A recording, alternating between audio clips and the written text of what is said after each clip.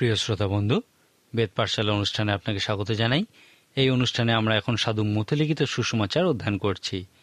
আজকে আমরা যীশু খ্রিস্টের সেই পরবর্তী দত্ত উপদেশের একটা জটিল অংশের বিষয়ে আলোচনা করব, যা লেখা আছে মথিলিখিত সুসমাচারের 5 অধ্যায় 17 থেকে 20 পদে।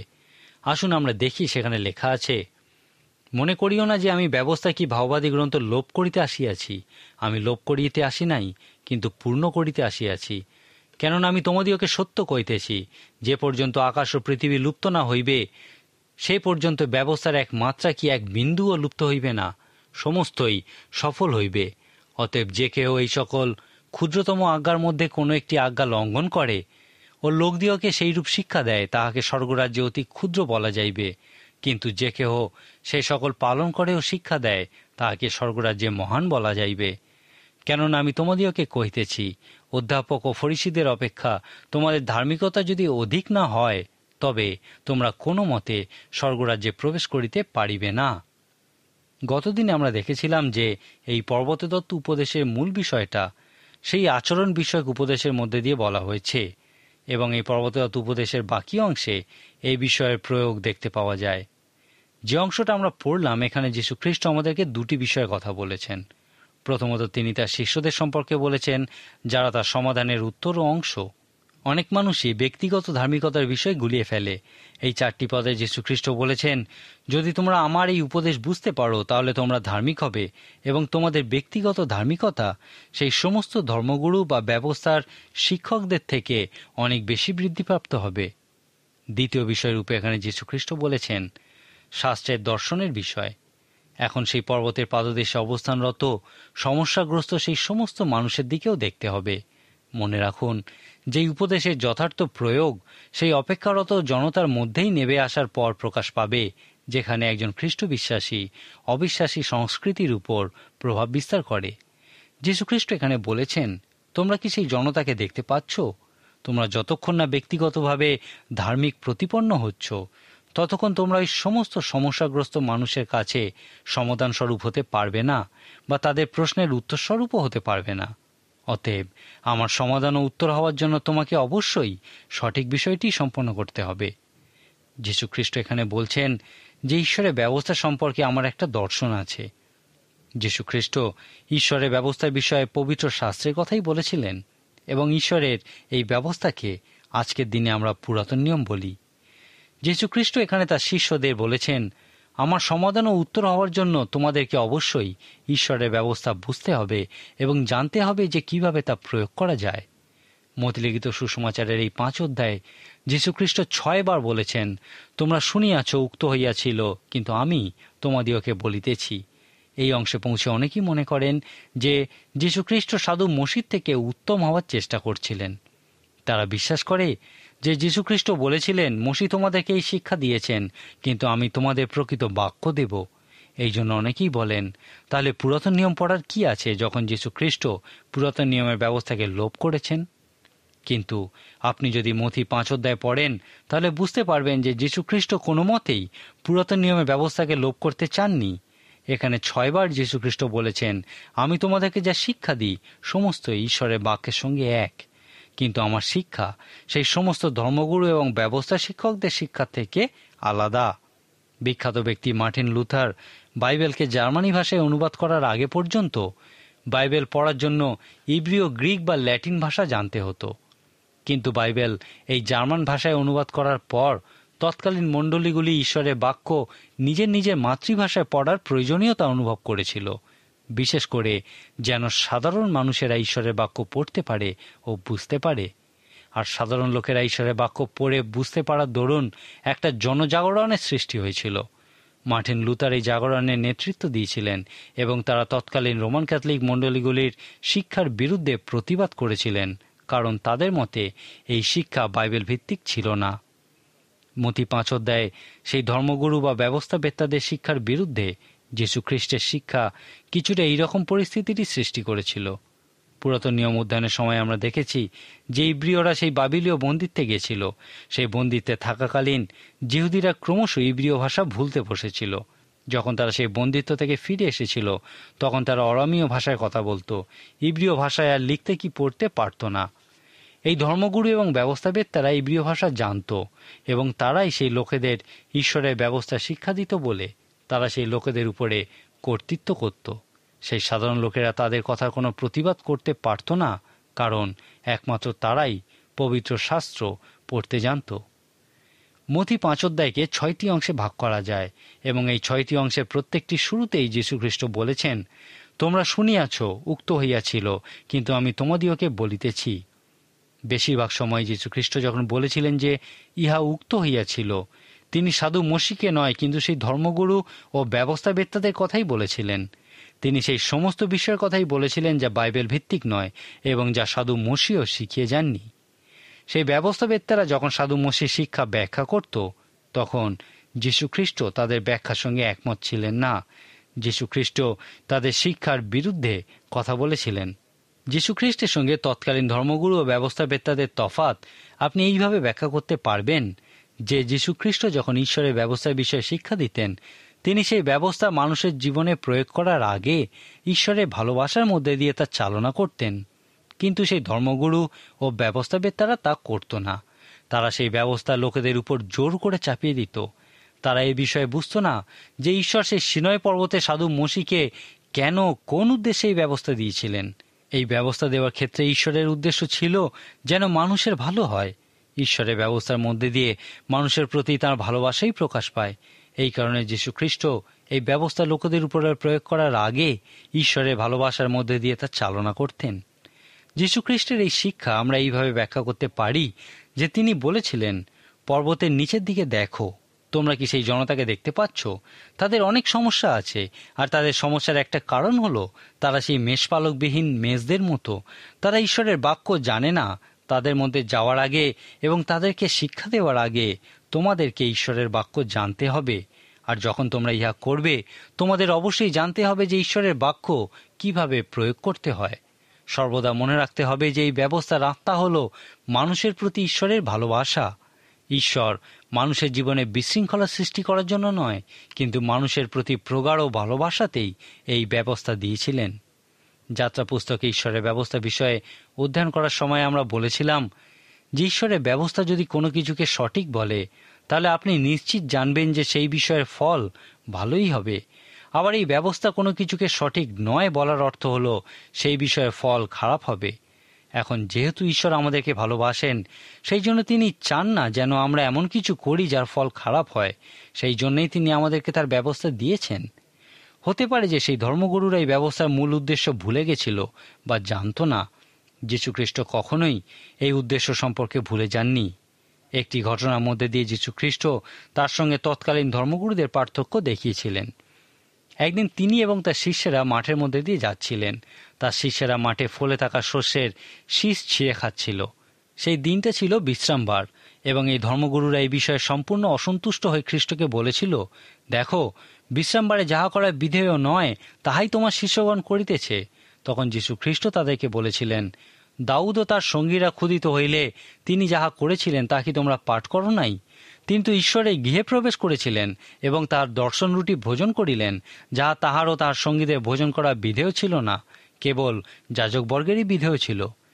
যীশুখ্রিস্ট এক্ষেত্রে রাজা দাউদের প্রশংসা করেছিলেন, কারণ ওই দর্শন রুটি রাখার উদ্দেশ্য ছিল এই কথা প্রকাশ করা যে ঈশ্বর মানুষকে তার দৈনন্দিন খাবার জুগিয়ে দেবেন। তিনি সেই ধর্মগুরুদের বলেছিলেন, তোমরা বিশ্রামবার বিষয়ে নতুন নিয়ম তৈরি করে তা মানুষের উপরে চাপিয়ে দিও না। ঈশ্বর মানুষের ভালোর জন্যই এই বিশ্রামবার সৃষ্টি করেছেন। যীশুখ্রিস্ট এই বিষয়টি কখনো ভোলেননি। আমি একজন যুবকের বিষয়ে শুনেছিলাম যে নৌবাহিনীতে চাকরি করত। সেই যুবকটি খুবই মন্দ জীবনযাপন করত। সব ধরনের মন্দ কাজই সে করেছিল। সে যখন খুবই উদ্দাম জীবনযাপন করত, তখন একটা মেয়েকে সে বিয়ে করেছিল। কিন্তু কিছুদিন পর তাদের মধ্যে বিচ্ছেদ হয়ে যায়। তারপর সেই যুবকটি যখন খ্রিস্টে বিশ্বাস করে শান্ত সংযত জীবনযাপন শুরু করেছিল, তখন তার মা তাকে বলেছিল, এটা খুবই আনন্দের বিষয় যে তুমি পরিবর্তিত হয়েছ, কিন্তু তুমি আর কখনো বিয়ে করতে পারবে না, কারণ তুমি একবার বিবাহ বিচ্ছেদ করেছ। তখন সেই যুবকটি একজন প্রচারকের কাছে গিয়ে তার এই সমস্যার কথা বলেছিল এবং প্রচারক তাকে পাপ থেকে মুক্ত ঘোষিত হওয়ার বিষয়ে কিছু উপদেশ দিয়েছিলেন। তিনি তাকে বলেছিলেন যে তোমার জীবনটা হচ্ছে একটা ক্যাসেটের ফিতের মতো। যখন তুমি খ্রিস্টকে তোমার জীবনে মুক্তিদাতা বলে স্বীকার করো, তখন ঈশ্বর তোমার জীবন থেকে পাপেপূর্ণ অংশগুলি কেটে বাদ দিয়ে দেন। তারপর যখন ঈশ্বর তোমার জীবনে সেই ক্যাসেট বাজান, তখন সেখানে আর পাপের উল্লেখ থাকে না। তখন সেই যুবকটি তার বিবাহ বিচ্ছেদের কথা বলে সেই প্রচারককে প্রশ্ন করেছিল, তাহলে আমি কি আর কখনো বিয়ে করতে পারবো না? এই বিষয়ে বাইবেল কি বলে? আপনার কি মনে হয় এই যুবকটির প্রশ্নের উত্তরে বাইবেল কি বলতে পারে? ঈশ্বর যখন এই বিবাহ সংক্রান্ত ব্যবস্থা সৃষ্টি করেছিলেন, তখন এই বিষয়ে তার উদ্দেশ্য বা অভিপ্রায় কি ছিল? ঈশ্বর যখন এই বিবাহ সংক্রান্ত ব্যবস্থা সৃষ্টি করেছিলেন, তখন তার হৃদয়ে সুখী খ্রিস্ট বিশ্বাসী পরিবার গড়ে তোলার পরিকল্পনাই ছিল। ঈশ্বর চেয়েছিলেন যেন সেই যুবকটিও একটি সুখী খ্রিস্টীয় পরিবার গঠন করে। এখন ঈশ্বর সেই ব্যবস্থা যা সুখী গৃহক্ষণ গড়ে তোলার জন্য সৃষ্টি করেছিলেন, সেই ব্যবস্থা কেন তিনি এই কথা বলার জন্য ব্যবহার করবেন যে তুমি আর কখনোই সুখী খ্রিস্টীয় পরিবার গঠন করতে পারবে না? সেই ধর্মগুরুরা ইহাই করেছিলেন। তারা ভুলে গেছিল যে ঈশ্বরের ব্যবস্থা তার ভালোবাসার মধ্যে দিয়েই এসেছিল এবং তারা সেই ব্যবস্থার আইনি প্রয়োগ বলপূর্বক করেছিল। ইহাকে ব্যবস্থাপত্র বলা হয়। এবং সাধু পৌল এই কারণেই বলেছিলেন, ব্যবস্থাপত্র হত্যা করে। মতে লিখিত সুসমাচারের এই অংশে যীশুখ্রিস্ট বলেছেন, প্রথমত তোমাকে সঠিক হতে হবে। যখন তুমি আমার শাস্ত্রীয় দর্শনের বিষয়ে বুঝতে পারবে, তোমার ধার্মিকতা সেই সমস্ত ধর্মগুরু ও ব্যবস্থাবেত্তাদের ধার্মিকতার থেকে অনেক বেশি খাঁটি হবে। তিনি আরও বলেছেন যে পবিত্র শাস্ত্রের বিষয়ে আমার দর্শনের অন্তত কিছু অংশ তোমাদের শিক্ষা করার প্রয়োজন আছে। মথির 5 অধ্যায়ে একটা বড় অংশ জুড়ে যীশুখ্রিস্ট তার শিক্ষার সঙ্গে সেই ধর্মগুরুদের শিক্ষার তুলনা করেছিলেন। সেখানে আমরা 6টি অনুচ্ছেদ দেখতে পাই, যার প্রত্যেকটি শুরু হয়েছে যীশুখ্রিস্টের এই কথার দ্বারা, তারা এই যাবৎ তোমাদের শিক্ষা দিয়েছে, এখন আমি তোমাদের শিক্ষা দিচ্ছি। আমাদের সঙ্গে সেই পর্বতের পাদদেশে উপস্থিত জনতার সম্পর্কের বিষয়ে যীশুখ্রিস্ট আমাদেরকে একটার পর একটা অনুচ্ছেদ দিয়েছেন।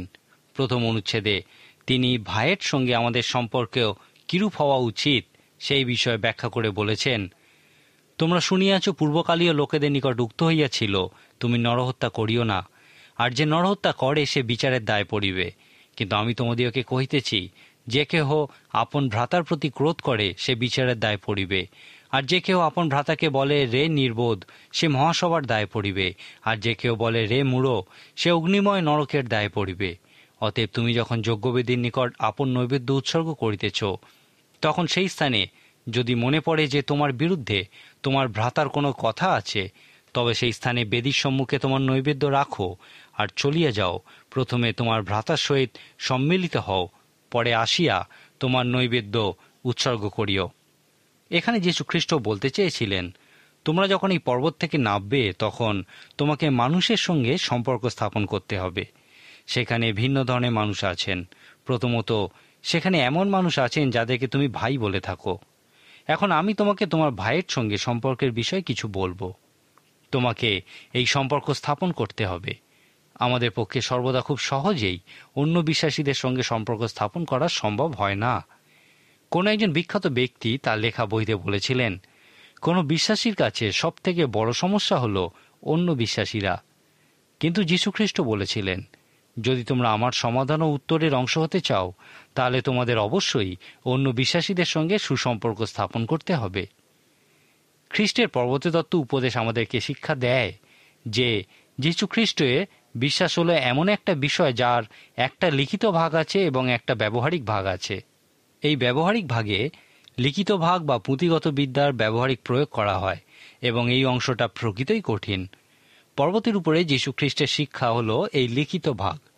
আর যখন তার শিষ্যরা সেই পর্বতের পাদদেশে ওই জনতার সঙ্গে মিশে যায় এবং তার শিক্ষা অনুযায়ী জীবনযাপন করে, সেটা হলো ব্যবহারিক ভাগ।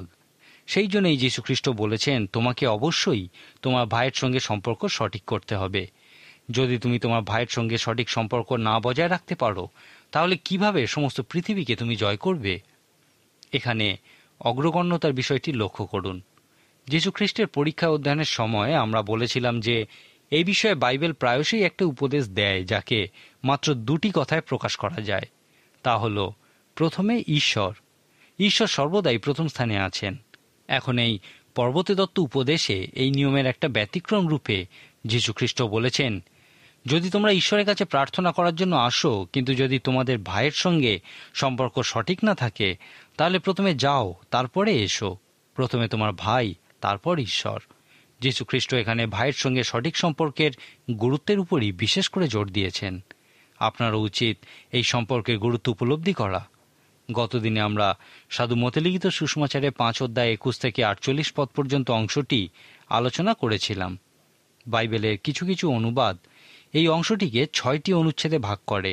এই 6টি অনুচ্ছেদের প্রত্যেকটিতেই যীশুখ্রিস্ট আমাদেরকে দেখিয়েছেন কিভাবে আমাদের জীবনে বিভিন্ন ধরনের মানুষের সঙ্গে সম্পর্ক স্থাপন করা উচিত।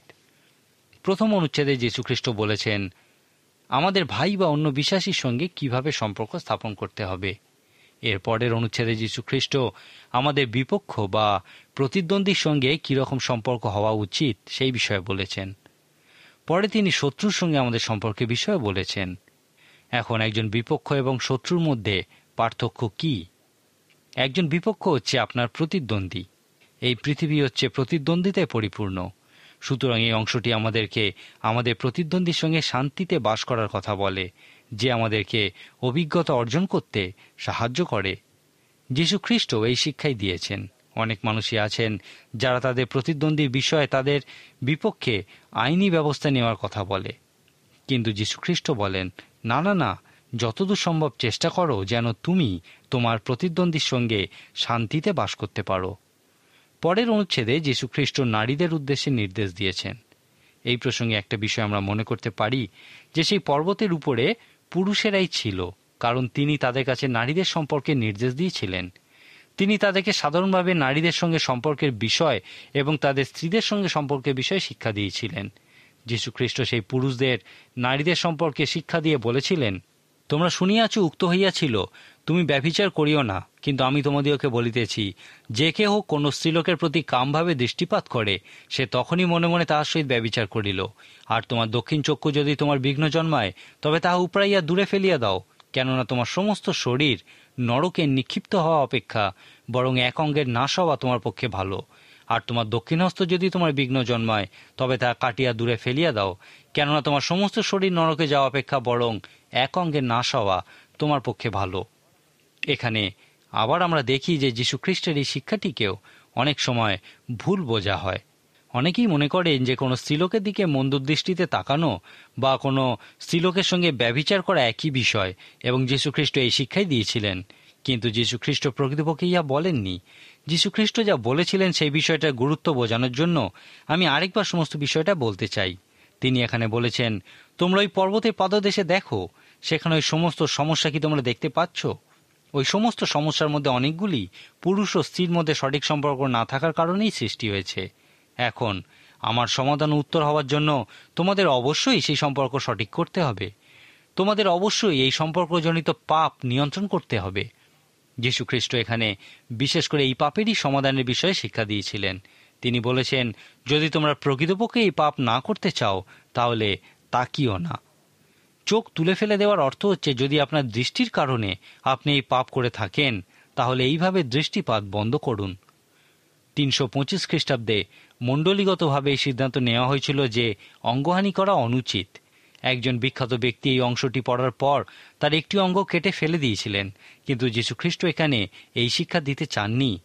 যীশুখ্রিস্ট এই শিক্ষা দিতে চাননি যেন মানুষ প্রার্থনা করে, ঈশ্বর, আমার মধ্যে থেকে স্ত্রী পুরুষের শারীরিক সম্পর্কযুক্ত ইন্দ্রিয় দূর করো, যেন আমি পাপ না করি। ঈশ্বর এই সম্পর্কে সৃষ্টি করেছেন এবং ইহা পবিত্র ও সুন্দর। যীশুখ্রিস্ট এই শিক্ষা দিয়েছিলেন যেন মানুষ প্রার্থনা করে, ঈশ্বর, এই সম্পর্ক নিয়ন্ত্রণে রাখতে আমাকে সাহায্য করো। যীশুখ্রিস্ট বলেছিলেন, যদি তোমরা ঈশ্বরকে তোমাদের এই সম্পর্ক নিয়ন্ত্রণ না করতে দাও, তাহলে তোমরা আমার সমাধান ও উত্তরের অংশ হতে পারবে না।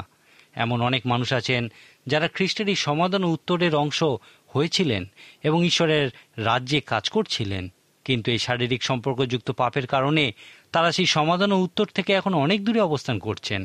তারা কখনো শেখেননি যে কিভাবে ঈশ্বরকে এই সম্পর্ক নিয়ন্ত্রণ করতে দিতে হয়। যীশু খ্রিস্টের এই শিক্ষা সংক্ষেপে এইভাবে প্রকাশ করা যায়, শারীরিক সম্পর্কজনিত পাপ দৃষ্টিপাত করার মধ্যে দিয়েই শুরু হয়। পাপ চিন্তা থেকেই জন্ম নেয়। সাধু জাকবের পুস্তকের প্রথম অধ্যায়ে আমরা পাপের বিষয়ে বিশেষ কিছু লেখা দেখতে পাই। প্রথমেই আমরা প্রলোভনের বিষয় দেখি, তারপর আমরা সেই প্রলোভনের বিষয়ে অবিরত চিন্তা করতে থাকি। বাইবেলে একে কামনা বলে। যীশুখ্রিস্ট এখানে বলেছেন যে পাপ এই প্রলোভন, দৃষ্টিপাত এবং কামনার দ্বারাই শুরু হয়। এখানে তিনি যে শিক্ষা দিচ্ছেন তা হলো, আপনি কি পাপ করতে চান বা আপনি কি পাপ করতে চান না? যদি পাপ করতে না চান তাহলে ইহা শুরু হওয়ার আগেই বন্ধ করুন। সেই দিকে তাকাবেন না এবং কামনাও করবেন না, কারণ যদি আপনি তাকান তাহলে অবশ্যই কামনা করবেন এবং প্রলোভিত হবেন। আর যখন আপনি এই প্রলোভনের শিকার হন তখন আপনি পাপ করেন, এবং বাইবেল বলে পাপের বেতন মৃত্যু। সমাজসেবী অনেক সংস্থা বা মানুষই এই ধারণা পোষণ করেন যে ব্যভিচার করা খুবই মন্দ একটা বিষয়, কিন্তু তারা এক্ষেত্রে সেই মহান 10 আজ্ঞার 7ম আজ্ঞার বিষয়ে উল্লেখ করে না, যা বলে ব্যভিচার করো না। তারা এই ব্যভিচারের পরিণতির উপর নির্ভর করেই এই কথা বলে। তারা আরও বলে যে মানুষ প্রলোভনে পড়ার পর ব্যভিচার করে না বা পতিত হয় না, তারা এর অনেক আগেই পতিত হয়। তারা এই সিদ্ধান্ত নেয় যে যদি আমি করতে পারি তাহলে আমি করব। আজকের দিনে ব্যভিচার করা খুবই সহজ, কারণ অনেক মানুষ এই রকমই মনোভাব পোষণ করেন। যীশুখ্রিস্ট ব্যভিচারের এই ভয়ঙ্কর পরিণতির কথাই বলেছিলেন। চিন্তা করুন, এই ব্যভিচারের ফলে সন্তানের উপর কীরকম প্রতিক্রিয়া হয়। সন্তানের অধিকারের বিষয়ে চিন্তা করুন। যীশুখ্রিস্ট বলেছিলেন, যদি তোমরা আমার সমাধান ও উত্তরের অংশ হতে চাও তাহলে তোমাদের অবশ্যই শিখতে হবে যে পরিবার ও বিবাহ সংক্রান্ত এই ব্যবস্থা হলো পবিত্র ব্যবস্থা। ব্যভিচার এই পবিত্র ব্যবস্থা ভঙ্গ করে। পরের অনুচ্ছেদে যীশুখ্রিস্ট পুরুষদের সঙ্গে তাদের স্ত্রীদের সম্পর্কে বিষয় বলেছেন। যীশুখ্রিস্ট এখানে বলেছেন যে তোমার স্ত্রীর সঙ্গে তোমার সম্পর্ক হলো চিরস্থায়ী। তিনি বিবাহ বন্ধনকে অবিচ্ছেদ্য রূপে শিক্ষা দিয়েছেন। এখন যীশুখ্রিস্ট কেন এই বন্ধনকে অবিচ্ছেদ্য বলেছেন? এই বন্ধনকে অবিচ্ছেদ্য বলার একটা কারণ হলো সন্তানের অধিকার। সন্তানের একটা স্থায়ী সুস্থ পরিবারে জন্মগ্রহণ করে বেড়ে ওঠার অধিকার আছে। যদি বিবাহ বন্ধন চিরস্থায়ী না হয়, যদি অবাধে ব্যভিচার চলতে থাকে, তাহলে সন্তানের সুরক্ষা কিভাবে সম্ভব? বিবাহ বিচ্ছেদ আজকের দিনে মহামারীর আকার ধারণ করেছে, আর তার একটা প্রধান কারণ হলো এই ব্যভিচার। যীশুখ্রিস্ট এই জন্যেই স্ত্রী বা স্বামীর সঙ্গে সঠিক সম্পর্কের বিষয়ে জোর দিয়েছেন। এই ব্যভিচারের বিপক্ষে আপনি যে পদক্ষেপ নিতে পারেন তা হলো এই বিষয়ে নিশ্চিত হওয়া যে আপনার প্রয়োজন বাড়িতেই যেন পূর্ণ হয়, এবং সেই জন্য প্রয়োজন আপনার স্ত্রী বা স্বামীর সঙ্গে একটা সুখী শারীরিক সম্পর্ক। মথি 5 অধ্যায় শেষের দিকে যীশুখ্রিস্ট মানুষকে তাদের ব্যবসা বাণিজ্যের ক্ষেত্রে ভাষার সংযমের বিষয়ে শিক্ষা দিয়েছেন। তারপর তিনি প্রতিবেশী এবং শত্রুর সঙ্গেও কিভাবে চলতে হবে সেই বিষয়ে শিক্ষা দিয়েছেন।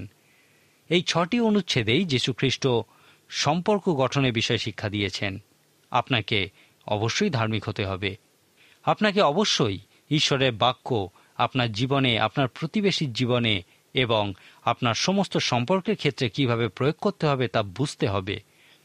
যীশুখ্রিস্ট আপনার সমস্ত সম্পর্কের ক্ষেত্রে বিশেষ আগ্রহী। মথি 5 অধ্যায়ে এই অংশের ইহাই হল মূল বিষয়। যখন আপনি এই অংশটি পড়বেন তখন অবশ্যই মনে রাখবেন যে যীশুখ্রিস্ট এই সমস্ত কিছুই আপনি কিভাবে সেই সমস্ত সমস্যাগ্রস্ত মানুষদের কাছে তার সমাধান ও উত্তরের অংশ হতে পারেন সেই প্রসঙ্গেই বলেছেন। আমি বিশ্বাস করি আপনি সেই সমস্ত সমস্যার সমাধানে পরিণত হয়েছেন, আর যদি এখনও না হয়ে থাকেন তাহলে ঈশ্বরের কাছে এই বিষয়ে সাহায্য প্রার্থনা করুন। তিনি অবশ্যই আপনাকে সাহায্য করবেন। আজকের মতো তাহলে এখানেই শেষ করি। আগামী দিন আপনি অবশ্যই আবার আমাদের সঙ্গে এই অনুষ্ঠানে উপস্থিত থাকবেন। ঈশ্বর আপনার মঙ্গল করুন।